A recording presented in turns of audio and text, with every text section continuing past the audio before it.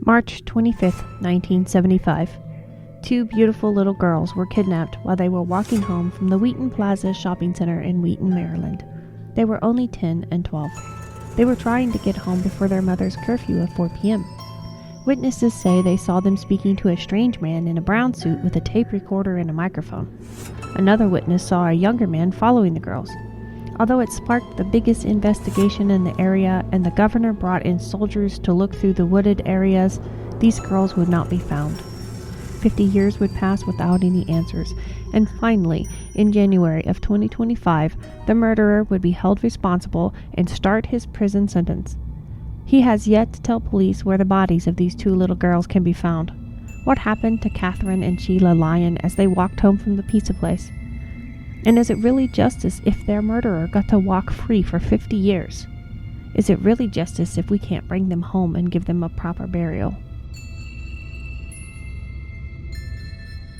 This case is brought to you by Chaos Rules in Madhouse, Madison County, Missouri. This rural community should be a safe place, but it hides a dark secret.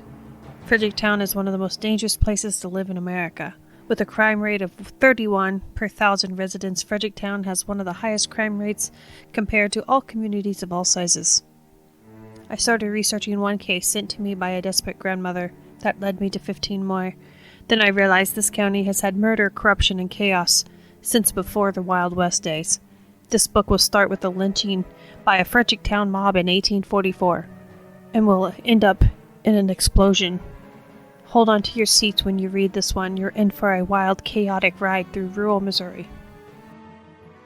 Check out my new book, Madhouse, Madison County, today.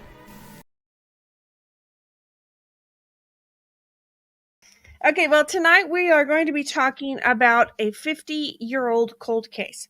It's just under 50 years, but it's next March, it'll be 50 years, and we're talking about two sisters, a 10-year-old and a 12-year-old. Their name was Katherine and Sheila Lyon.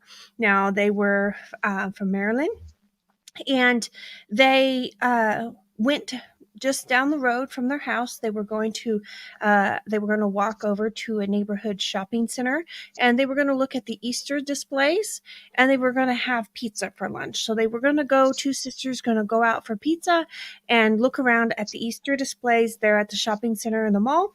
And they were supposed to be home at 4:00. Their mom said be home by 4, and they were good little girls. They were going to be home by 4. They always were home by 4, but this day something dangerous lurked in the shadows, and they never made it home. 50 years later almost, and we still have not brought these baby girls home. So this is a dreadful case that is very difficult to listen to and very difficult to present. And I haven't felt good today, so I will apologize in advance. These are two sisters, beautiful little girls. One's 10 and one's 12, Katherine and Sheila Lyon. These are the two little girls that we are going to be talking about today. They actually disappeared on March 25th, 1975. These two little girls, they walked to the store, and they were seen walking back towards their home at 2:30. Now, they were seen by several different witnesses. The police canvassed the area. It devastated the community, and yet they never have found these girls. And for 38 years, they were going to chase leads. They had ransom notices that come in that didn't pan out. They had people come in giving tips that didn't pan out, just trying to get the reward money. They had hundreds of leads. They had several suspects. Nothing panned out. And for 38 years, this police department fought hard, but they just spun around in circles, not getting anywhere. And in 2013, so this is 38 years later, they decided they got a new set of police officers in, and every so often they would just reopen this and start again and start again and start again. And they kept thinking, well, if we got a new set of eyes on this, maybe somebody will see something that's been missed over and over and over again. Now, so many cases that we talk about on these True Crime Tuesday shows and in some of my books, so many of these cases you'll find law enforcement kind of seem to be apathetic towards things, or they don't do everything they could, or maybe they don't have the education, or they they miss things, or in this situation, you'll find that for 38 years, this law enforcement worked hard on this case. They didn't just let it go. They didn't just overlook it and be apathetic about it. They tried hard, and they tried hard for 38 years. And they couldn't get anywhere. Well, in 2013 something happened. In 2013 they decided they were going to start over in this case. They were going to start over. They had a new team, and they're going to say, okay, we're going to pretend like this just happened and we just got a call. We're going to start over from scratch. So they did, and they started going through the files, and that's when they came across this 18-year-old carnival worker who was named Lloyd Lee Welch. Now, Lloyd Welch was pretty interesting because Lloyd Welch came in right after these girls disappeared, and he offered his own witness statement. And he said, yeah, I seen this strange older man who had a camera, and he was following the girls, and he was trying to show them how this cassette tape player worked, and he shoved them in his car and took off with them. I seen it all. Well, they quickly discounted his story and claimed that and dismissed him, thinking that he was just another person trying to get in at the reward money. So back in 1975, they dismissed this 18-year-old because nothing he said made sense. Okay. Well, there was other witnesses that came forward at that time that said that there was this long-haired man that was staring at the girls profusely, and it made people nervous that this guy was really watching these two little girls. And so they got a composite sketch. Okay. Well, they looked at that composite sketch and they didn't see anything about it. Nobody knew who this person was. They couldn't find it. So for 38 years, that composite sketch did no good. But in 2013, this Lloyd Welch that had come forward and given this random statement, he ends up being arrested for something else. Now, you'll find out that this man is a repeat offender. They had found a mugshot of this man. That mugshot matched the composite sketch almost perfectly. So that's when they started really looking into Lloyd Welch. You'll find out in between 1975 and 2013, this man was a traveling carnival worker. So in 1992, he was in South Carolina, and this is where he molested a 10-year-old girl. 1995, 3 years later, he was in Delaware.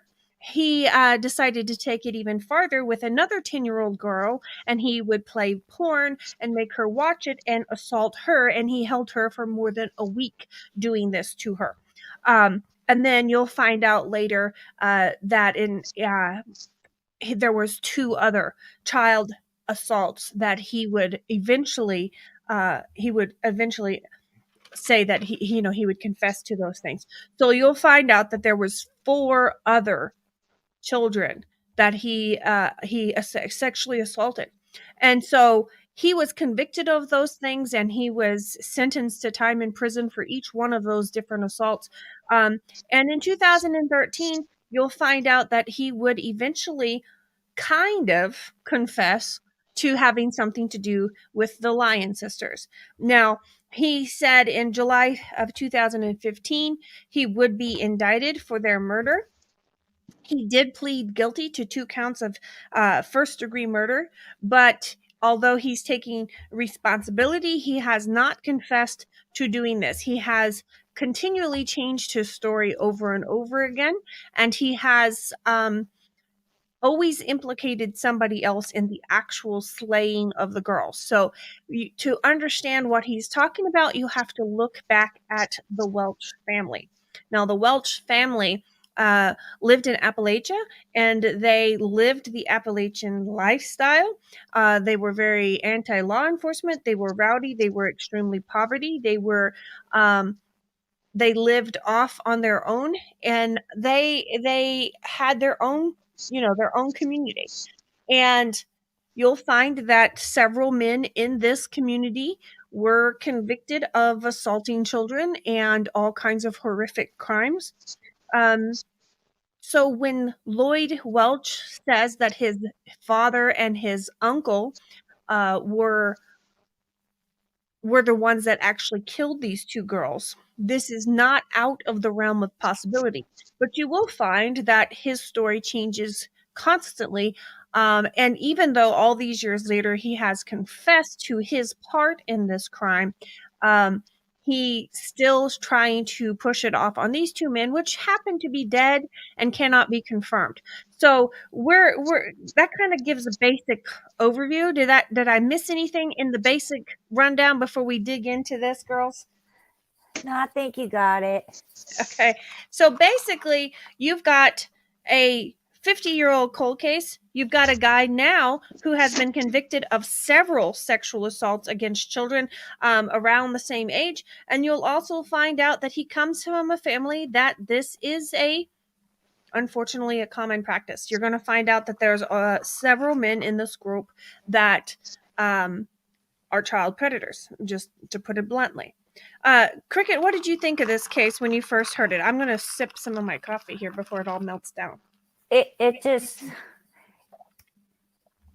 the slickness of him caught me quick. Like, he rabbled this story to go to the police to insert himself. That was slick. Mm-hmm. But you cannot remember a lie. Right. Well, and this is one of the things you get. This is something I learned from a con man, the guy that I wrote. Let's see, I think I have his book right here. This is one with the original cover. This book is about a professional con man, an ex-gangster from Chicago. I have updated it now. It's got all kinds of pictures, and I've got a collector's edition copy out now. This is the original cover.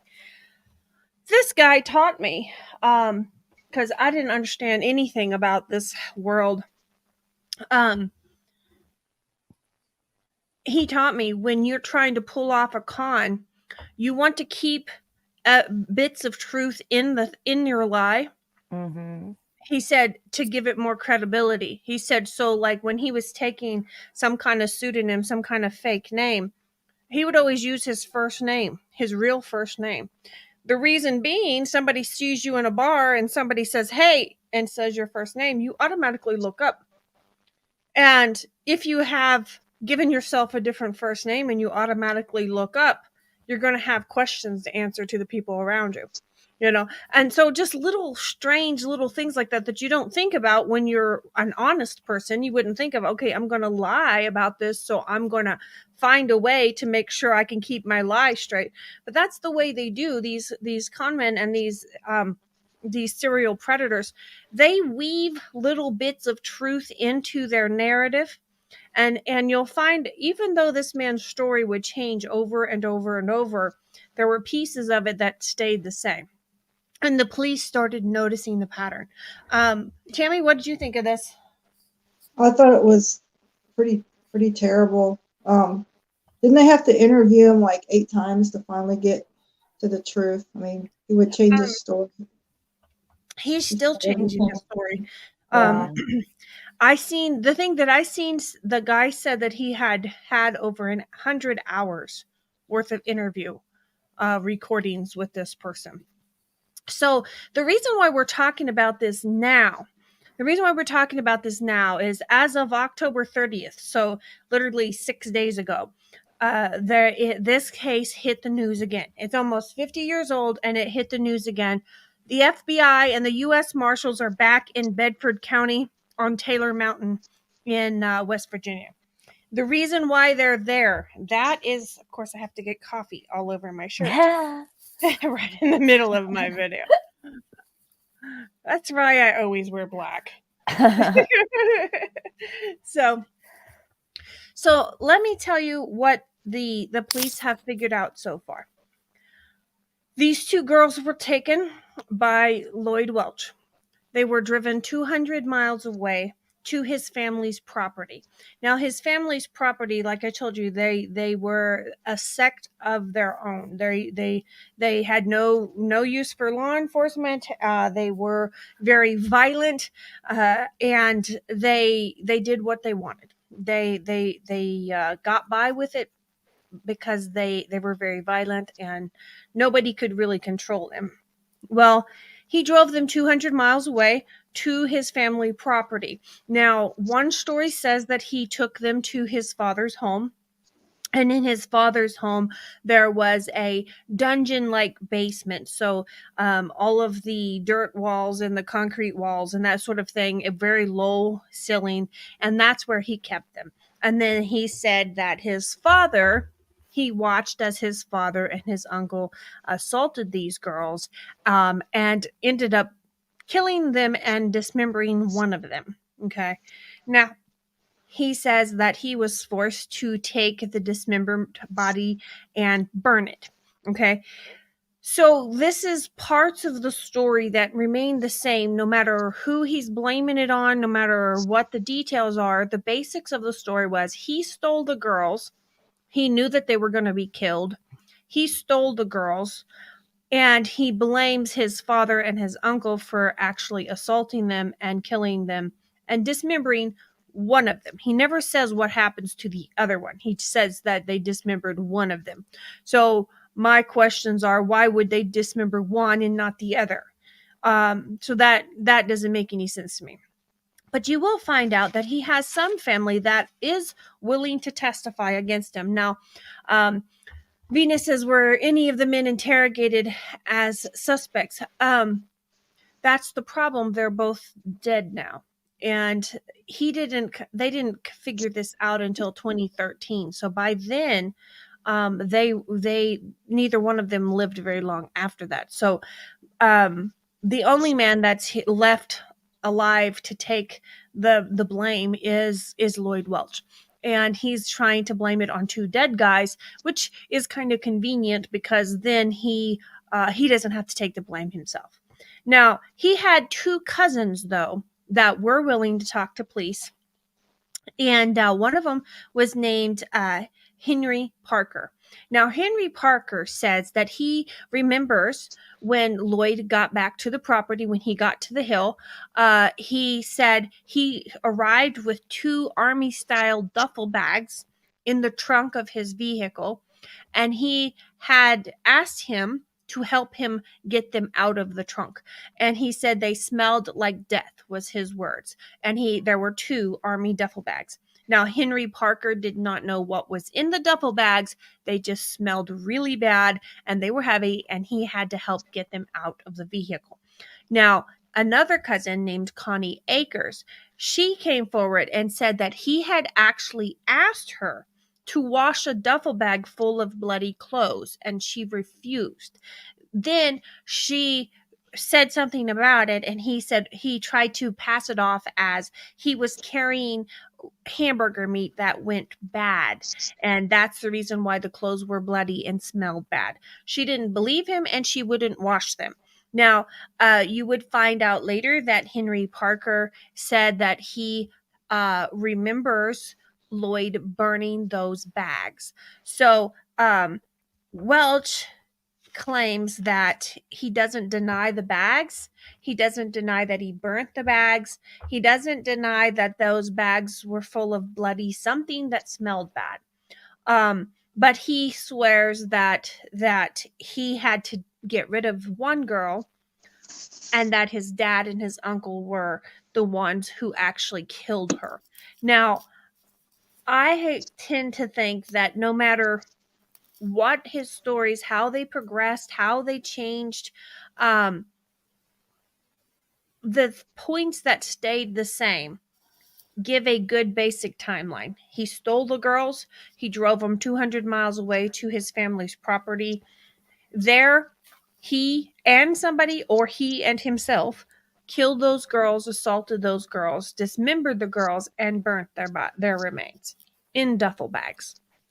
Now, you've got three people remembering these big bloody Army duffel bags that smell bad. You've got Lloyd himself, you've got his cousin Henry, and you've got his cousin Connie. They all remember the duffel bags. So that tells me the duffel bag portion of his story is true.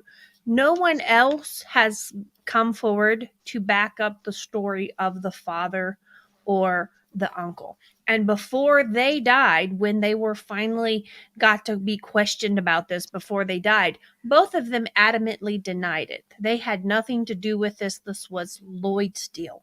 So, according to these men before they died, they said it was all Lloyd and he was trying to pass it off on them. Then they died. Nobody can confirm what they said.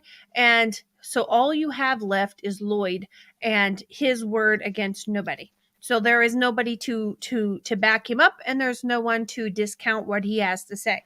But something has come forward in the last little bit that has made them go back out to that property. Now, they have dug on that property 2 other times. I believe it was in 2013 and then in 2017. They dug on that property, but it's a massive place. It's a wooded area. It's rugged countryside, so it's hard to dig there. It's not like something they can just bulldoze through and get through it in a day. They are not telling us what this new evidence is, but the FBI and the U.S. Marshals are all in on it together, and they said they are searching this location after receiving new evidence. So, in the way I look at it, the only new evidence they could get is from Lloyd himself. So, to me, I'm thinking Lloyd has given them another nugget of truth that they have found in amongst the lies, and now they're looking in a different location on the same property. What do you think, Cricket? Yeah, that's my guess, because I mean, my thing, when people who do these things and they take it to their grave, I'm hoping you are right that he, because it had to come from him. He should have done this years ago. Absolutely. Absolutely. But that I was the don't only thing that I could think of, that maybe they found some remains or something, but he had to let them. Yeah. Well, my thought on it is they said they found new evidence, and they didn't find something in the files that they overlooked. They didn't say that. They didn't say a new person has come forward. So to me, it sounds like most likely he has finally given them some kind of nugget of truth.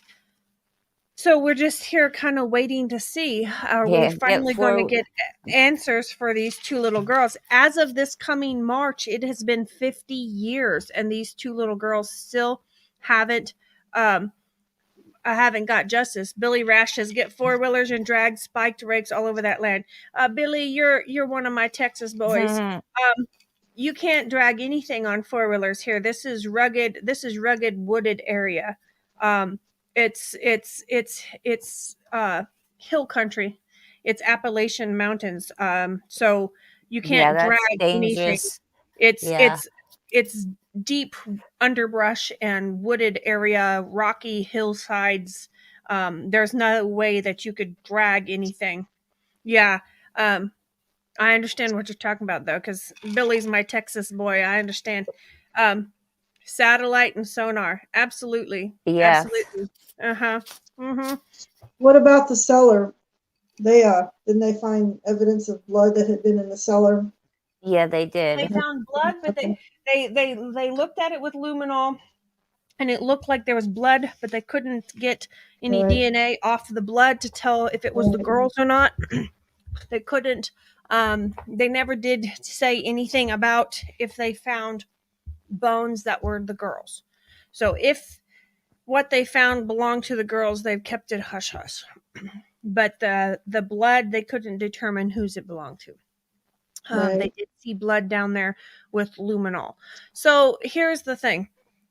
I don't believe, we'll just take a quick vote for people that are watching, and Cricket, you and Miss T. I don't think he had any help in this.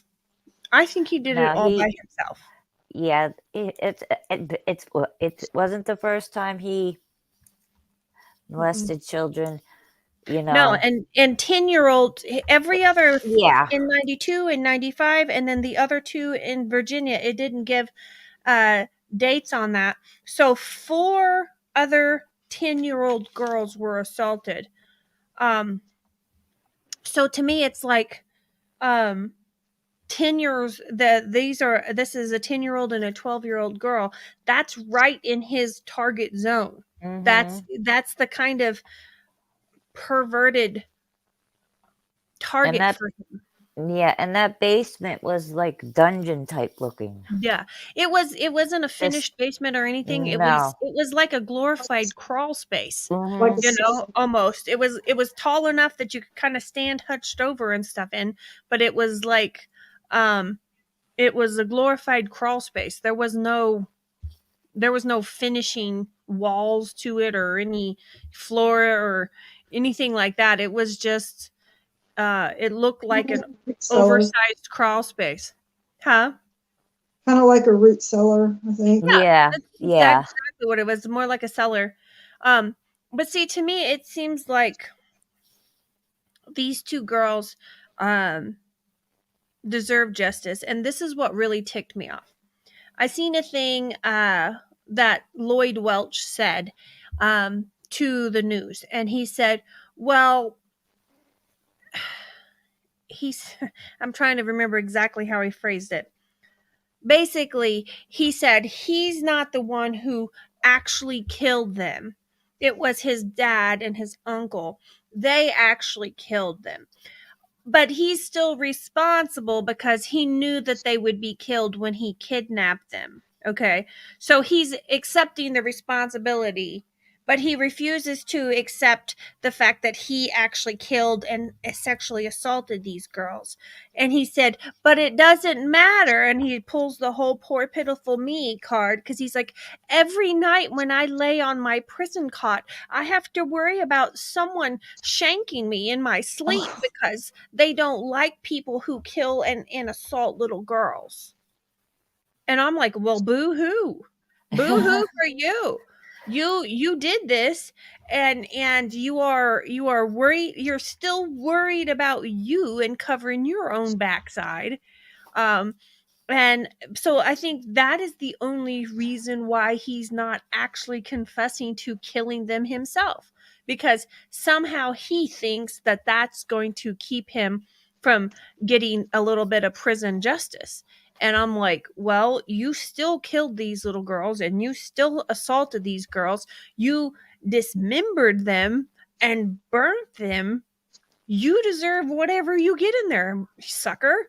I mean, it's not very nice, but I was like, Prison when you start justice. pulling the poor pitiful me, I have to worry about getting shanked in my cot while I sleep.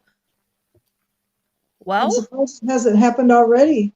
yeah, my thought is, well, I'm still waiting. Very nice, but I'm like, well, here's my thing. What about those little girls? Yeah. Exactly.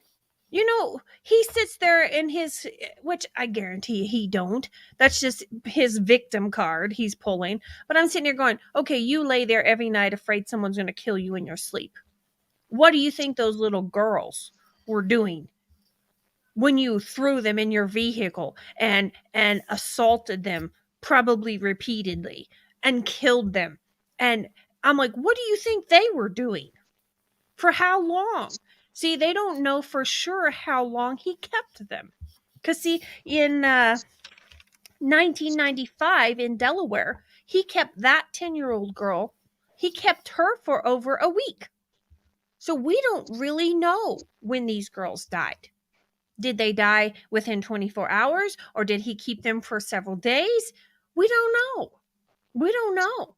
But I'm like, who cares if you're sitting there wondering, oh man, someone might attack me in my prison cell because of these little girls. Well, what did you do to them? You know, to me, when someone starts pulling that victim card, it just ticks me off. I'm sitting here going, well, you know, you did this to these little girls. And let's say he was telling the truth and he didn't actually assault them or kill them. He stood there and watched while they were killed and assaulted. So, I mean, in my book, that's just as bad. You know? Yeah, and he could have come forward earlier and said... You scared them. You terrified them. You allowed them to be assaulted and you allowed them to be killed. As far as I'm concerned, there's no distinguishing in there. You're just as guilty as the guys that did this, if that was the truth. I don't think it is. I'm not saying it is. No. In my thought process, he's as guilty as sin. He did it himself, and he's trying to blame it off on two dead guys who can't defend themselves. That's the way I look at it. And What do you about think, the family? What about the family members that saw him with the duffel bag? They had to be suspicious. I mean, they didn't even say anything or Yeah. turn it in, or it's Well, pretty bad. that's the thing. He's got two cousins who said, "Hey, I remember him coming." And they don't say something about, "Oh, hey, him and his dad came," or "him and his Right. uncle came." They said he came and asked me to help him get these nasty bags out of the trunk of his vehicle, and then I can't remember if anybody said what kind of vehicle he was driving, but they're like, "I remember him making me get this bag out and help me get it over on the bonfire," and then the other lady's like, and I'm sitting here going, who carries hamburger meat around in their Right. duffel bag? 2 duffel bags full of Around hamburger meat. so long that it I goes do all the time. cricket. I'm Cricket. sorry. You know my sense of humor. I'm sitting here going, but I'm like, who believes that bull crap? I'm like, are you on dope? I mean, you'd have to be on dope to actually take that and believe that. I'm like, was you high when he told you that? I mean, how do you possibly believe that? And how did the hamburger meat get bloody clothes? That's Well, and I'm like, so the dressed hamburger up. meat you just threw in with your underwear and socks in your army bag, you just threw it in there. It wasn't wrapped in plastic or anything. You just threw the hamburger in on top of your underwear, and and then it got nasty. So I'm like, none of it makes sense. No. So to me, this case is a done deal. He did it. He needs to come forward and say exactly where they're at. And I don't know. I hope that this last round that I seen in the news, like I said, it was October 30th. They went back out there to Taylor Mountain, and they are digging again. And this is the third time. And this time, the U.S. Marshals and the FBI is involved in it. It's not just local police; they are in it too.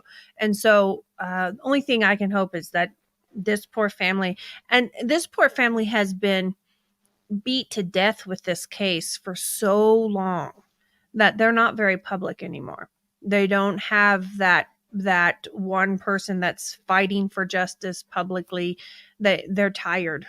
When that Welch was finally indicted for the murders, one of the family members got up and says, we're thankful for the police for not forgetting us, but we're just tired and want to go home. Yeah. And it's devastating because that family, 50 years, I mean, half of a century, these people still don't have any answers. And it's just, it shouldn't be, in this country, with all of the forensics that we have and all of the science that we have and all of the investigative tools, it shouldn't be possible to still have a case 50 years old that is so obvious, and yet we can't find them. And I know, after listening to some of the people, the investigators, they're like, this case just tormented some of the officers to death, because they're like, we have all of the pieces to the puzzle, we just can't get them put together. And so to me, this is a devastating case, and I'm going to keep my eye on it. Yeah, they need that missing piece. Right. They just need a bone fragment. Mhm. They need something that they can, tie back to those girls. And I'm sure that they've got DNA, familial DNA and stuff like that they can get, And from kudos the to family these that's police left. officers and detectives, because they never gave up. No, they didn't. And that's the thing. It took 38 years before somebody came forward that put the connection together between the so-called eyewitness that was full of BS and that composite sketch. It took 38 years because that guy got arrested for something, but it was years later before he got actually arrested for it. He got caught on something else. And then when they took his mug shot, they're like, oh my gosh, that mug shot looks just like this sketch. If he hadn't gotten, this is the scary part, if he hadn't got arrested for something else, Yeah, might not. he wouldn't never have had been- that mug shot on there, and they wouldn't have put this together. What put it together was he got arrested for something else, and that mug shot looked like their composite sketch.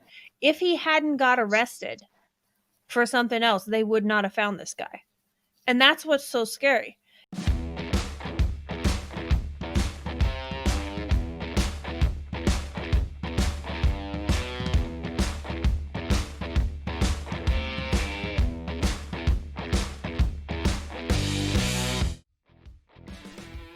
Today's episode is brought to you by Bones Coffee Company. You can forget about boring coffee when you drink Bones Coffee. Not only do they offer a variety of flavors such as strawberry cheesecake and maple bacon, they are a family-owned company that puts great detail not only in their coffee, but in the artwork that comes on each individual bag. Bones Coffee has a coffee club that will deliver your favorite coffee to your door every month. If that wasn't enough, they also have some amazing swag to offer. Check out Bones Coffee Company today. I'll have my affiliate links in the show notes for you.